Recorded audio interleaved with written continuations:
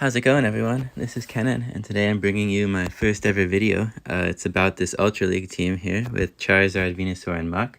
And the reason I really like this team is because it's super cheap. There's no legendaries. It's very easy to unlock the second charge move and everything maxes out a little bit over level 30, so you don't have to invest too much Stardust in this team. So let's jump into our first live match here. Live match commentary is still something I'm going to have to get used to, but you'll have to bear with me here. So I think the most important thing with this team is winning the lead. If you can get your Charizard lined up against something it's strong against, then the rest of your team usually can too. In this case, it seems like we have failed pretty hard at that.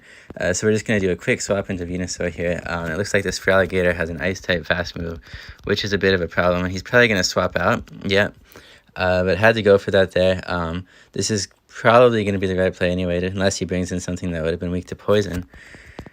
Yeah, so this is fine either way. But you can see here, so like if we had won that lead, we would have our Muk matched up against this Giratina, which is a much better matchup for us. And just like losing the lead with this team, because our other two Pokemon are not legendary, they're not like super strong, you know. It's not like having a Registeel and a Giratina in the back where you can match up against pretty much anything and be all right. With this team, you really have to get the right type advantages, and when you do, it's very deadly because, you know, if you look at like a grass type versus popular water types, which are like 4 times weak to grass, like Swampert, we just barely missed that Frenzy Plant, which is very unfortunate, but at least now we can get our Muk in. He's still got 2 shields, so this is going to be big uphill battle. Only chance here really is to conserve these shields. And we know he's got that Feraligatr just like loaded on energy too. So this one's probably going to be a loss. It's just unfortunate to lead off with a loss. But when you lose the lead, this is kind of typical for this team. And, you know, I don't want to oversell it. Wow, he's actually going to let that go down. Okay. So he's bringing back in his Feraligatr, which is actually very interesting here. We know he's like super loaded. But, oh, wow. And he's going with that interesting swap out again. So if he brings in something that's weak to Charizard, that's interesting, but this tells me he's probably got a good line against the rest of the team. Actually, this Togekiss, we can probably do pretty well against it here. It does have Ancient Power, which we have to watch out for. But other than that, you know, we resist these Fairy-type moves. Charm still does a massive amount of damage. But if we can at least get some shields down here, this does give us a chance. Okay, so we know he's going to come in with Ancient Power here.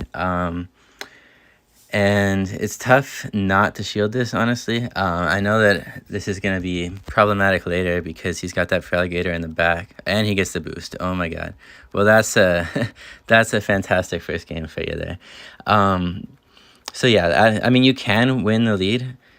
Sorry, you can lose the lead and win the game for sure with this team, but it's not easy. This is probably the most difficult team I've played with in terms of losing the lead and winning the game. Yeah, so we're not even going to get to a fast move, and we lag a little bit just to, I won't even bother shielding this. So, not a very promising first game. What went wrong there is we lost the lead and then lost the switch too. And so usually I won't switch out of my Charizard. I would rather go down shields than switch out and lose the switch advantage, because like I said, having your Pokemon matched up in the right way is the most important thing with this team. So I will literally shield my Charizard twice, go down 2 shields just to maintain switch advantage. But against the water type with Hydro Cannon, there's just not that much you can do. So here's another example of a lost lead. This one is not quite as bad, but we're going into a Alolan Muk right away. Except it looks like we're going to lag out a bit there. So going to improvise here, stay in for a Dragon Claw. I don't think he had enough to get the Ancient Power there. If he did and he has it, then this is basically GG. Good, he's just got Dragon Claw. So I don't mind staying in with Charizard on this because Dragon Claw gets Giratina in range of Alolan Muk. Just one Dark Pulse will take it out now. The problem is that did like half of our Charizard's health. You know, Charizard is not that bulky. Okay, and so now he's got a Registeel. This is, again, would be much better if we had the Charizard against the Registeel here. And I know that's like an obvious thing to say, but when you can get it right with this team, that is when it really does well. So I'm not going to shield this one. I'll shield the next 2. But yeah, just a Flash Cannon. We're fine with that. The nice thing here is that Muk doesn't do too badly against Registeel. And I think it's possible that he has a Charmer as his third Pokemon here. And I say that because switching Registeel into Muck is not like a great option. So it tells me that he probably has another Pokemon weak to Muck. And one of the things that this team does really well is beat Charmers. All three Pokemon are strong against Charmers. So especially if they lead with their Charmer, that's even better. Okay, so now let's get Charizard switched in here. And I'm reluctantly, well, I'm going to let this one hit us. I think we can take it because we resist both of Registeel's moves. Okay, perfect. Now he's probably going to switch out, but it looks like he's not. So, perfect. We get the farm down there, and now we'll get a Blast Burn. Whenever it comes in, we save their shield. So you can see we're sort of starting to bring this back just by having preferable matchups against what he has in the back. And if he has a Charmer in the back, then we're set because Venusaur does great. It looks like we had a little bit of lag there, which is unfortunate because that Blast Burn could have done some more damage. And it's very interesting that he's choosing to dump his energy here because he could have farmed us down. It might have been a CMP tie. And since Charizard has higher attack, he goes first. But yeah, let's go ahead and bring out Muck. And then if we can just get the instant Dark Pulse. It looks like he did a great swap there. But we're still pretty loaded on energy. So this isn't too bad, especially if we can trap whatever this is against the Venusaur, which we can. So that's perfect. Let's switch in real quick. All right. And now we can just farm this down. We don't even need to worry about the shield. And we are going to dump our last shield here because this is most likely an Earthquake. Even if it's a Hydro Cannon, I don't think he's going to get to the Earthquake. Oh, it's a Sludge Wave. Interesting. So yeah, we're just going to farm down here. And we're lagging, which, okay, yeah, he just forfeited. Yeah, so you can see there, even though we lost the lead, we had great matchups against what he had in the back. And that's what I'm talking about, is getting the Pokemon matched up against what they're super effective against. And if you can't do that, then use shields instead of switching out. So we're 1-1 now. Bringing it back a little bit. Here goes our third game.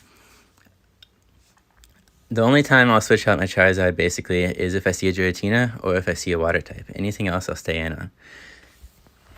And okay, great. So this is probably the best possible open we could ask for here. He's certainly going to switch out. So we're going to be ready when he does. He's going right away. And he brings in Swampert, so we'll bring in Venusaur. And this is where this team really excels. You win the lead, you win the switch, and then that's basically GG's. In terms of whether or not we shield this, I generally prefer to shield the first one. Good, and it is an Earthquake, so we got a good shield bait there. And then let's just go Frenzy Plant here. And I could have just farmed him down, but I would prefer not to take too much damage, and I think he's going to let this go. So this, okay, actually we get a shield, which is even better. So this time I'm actually going to take this hit. Even if it's an Earthquake, we'll survive, and we can get another Frenzy Plant off. Okay, so it's just a Hydro Cannon. It looks like he's trying to bait us this time, so we're doing great on the shields here. And this time I'm actually going to commit to the farm down. This is just going to be another Hydro Cannon. But the thing here is that Venusaur has done its job, right? It took out a Pokemon that it was very effective against, but we know he's got a Registeel in the back, which is not going to be so effective against. And the nice thing here is that even if he brings that Registeel back in, it's still not going to be able to farm us down because Lock-On does so little damage. Now, I went for the Blind Frenzy Plant here, assuming he was going to bring in the Registeel. It looks like he brings in the Giratina instead, which is just fine because, as we know, we have a Lowland Muck in the back, which is going to do just great against Giratina. I'm just staying in here because I don't want to give up switch advantage. Like I said, Venusaur has done its job. Even though we get farmed down, a Lowland Muck is such a great counter to Giratina that we're going to be able to win this matchup. But if I switch into a Lowland Muck, then he might switch in to Registeel. And at that point, we're in trouble because we can't switch to a Charizard. So like I said, it's just about maintaining a matchup advantage. And he might try to switch out here right after this charge attack. So I'm going to over farm here. Make sure he doesn't switch out right away. It's still possible he'll switch out right when I attack, but let's hope that's not the case. So I'm going for the Dark Pulse now. It looks like he stayed in, so that's good. Because we don't want to dump all our energy unnecessarily on Registeel. At this point, we have such good matchups, it probably wouldn't matter. Okay, so now we're not going to give him a chance to farm up. We're just going straight for the Charizard. And I'm expecting he'll probably just forfeit here, to be honest. Charizard is probably one of the hardest counters available to Registeel, resisting both of his charge moves and dealing super effective damage. Yeah, he's not even bothering to shield that. I think he was hoping that we would go for a shield bait. That was probably his best chance, is if we shield baited. But we didn't do that. Oh, sorry about that notification. Looks like next time I'll have to get Do Not Disturb on there. Alright, and we get farm down there. So he goes down with the shield. So that was like the optimal matchup, right? We won the lead and we had perfect counters for his 2 Pokemon in the back. Like, that could not have gone any better. You know, granted, that doesn't happen a lot, but what I have found with this team is that it does counter a lot of the top Pokemon. You know, you've got a great counter for Swampert, Giratina, Registeel, and as well as a lot of the ice types, like Articuno. Perfect example. So this matchup is actually quite interesting because we CMP tie with the Articuno on the first Icy win, but on the second one, oh, and he's going to opt to switch out here into an Armored Mewtwo. But we have a great counter for Mewtwo. So we're perfectly happy with this. Again, this is like this team doing its work in the best way that it can. And we saw sort of those first couple games, how things were not working as well, but now we're rolling.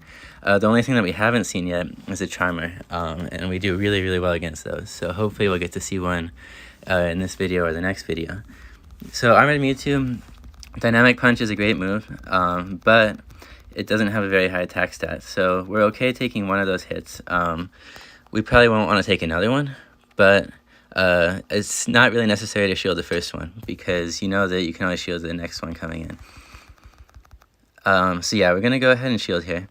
And this is just because, like I said, we want to maintain switch advantage.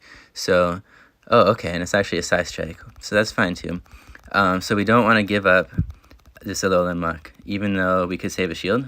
And this is why I'm also going for the Dark Pulse, right? I don't really care about over farming. Alolan Muck has done its job. It's taken out a Pokemon that it counters. And yeah, so we're not going to worry about that. Now this could get a little bit dangerous because he could maybe farm us down with his fast move here. And it looks like he will, but we'll get off a Dark Pulse. So this changes the matchup against Charizard a little bit, right?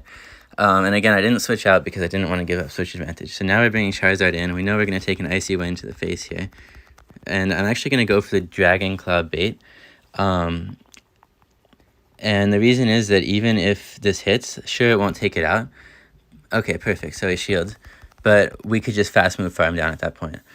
So I am going to commit my last shield here because, like I said, our focus here is on maintaining switch advantage. And this is a little bit risky at this point in the game because we don't know what his last Pokemon is. And if Venusaur doesn't counter it, then we're in trouble. So it could be, for example, Giratina. I know a lot of people like to double up on the Giratina plus Armored Mewtwo combo. And in that case, we're in a lot of trouble here. So I'm hoping this Dragon Claw will take it out. But even if it doesn't, we can fast move farm down to regain some of this energy. Because he's not going to get to another attack, right? So there we go. So he's actually switching out. Interesting. So this is unfortunate because we won the lead, and we're lagging. Yeah, so that is even worse. But yeah, we never really had a chance here with the Typhlosion in the back. And so this is where this style of play can be a bit problematic. When you are so committed to staying in and not giving up switch advantage, you can lose to what's in the back. Alright, so we have one more game to go here.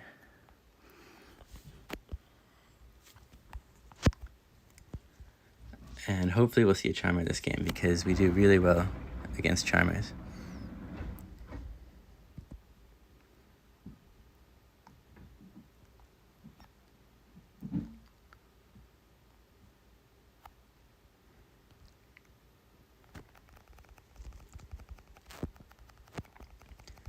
Okay, so Typhlosion is not a great lead.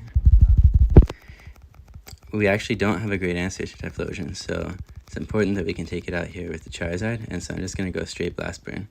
And I'm going to have to shield this. I'm assuming that will cause him to do the same, but we need to make sure that we can get this thing taken out here. So if we hadn't had the CMP tie there, I would have gone for the Dragon Claw bait instead. Okay, but he's actually not going to shield it, so that's interesting. I'm not sure why he wouldn't shield that because it puts us in a position to win this matchup. And if we hadn't lagged there, so now we have to burn our second shield, which is unfortunate. But we win switch advantage and we'll have a little bit more stored up energy. And I'm expecting he's just going to let this go down because he just dumped all his energy and he's low on health. So that puts him up 2 shields, which is not great. But we do take out Typhlosion, which is otherwise a pretty big threat to this team. And yeah, so if we hadn't lagged, that would have been a much better situation. So now we're pretty happy just, shoot. Okay, good, we got to the Blast Burn. Thought he might beat us to the charge move there. So this is fine though, because so if we had given up switch advantage, this Swampert could have avoided our Venusaur, but now we can force the Swampert into our Venusaur, and if he switches out, so will we. So even though we're down 2 shields, we can just farm this thing down with Venusaur, no problem. So he's certainly going to switch out here, and I'm expecting it to probably be into something like a Giratina. So I'm just going to blind switch out. Okay, Registeel. So this is pretty bad now, because he has something in the back that counters us pretty badly. And yeah, so if this had been Giratina, for example, in the back, then this was an easy win. But yeah, and this is where this team, it often just comes down to team comp.